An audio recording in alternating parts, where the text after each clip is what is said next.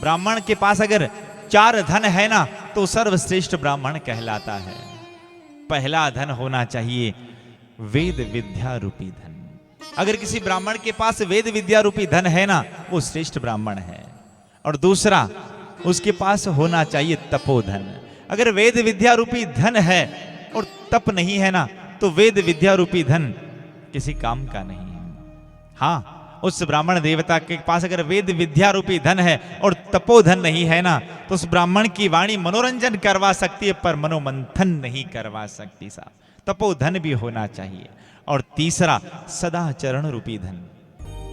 सदाचरण रूपी धन। एक ब्राह्मण के पास वेद विद्या रूपी धन हो और दूसरा तपोधन भी हो और उसका अगर आचरण अच्छा नहीं है ना वो श्रेष्ठ ब्राह्मण नहीं माना जाएगा। और चौथा कहते हैं संतोष धन ब्राह्मण के पास होना चाहिए।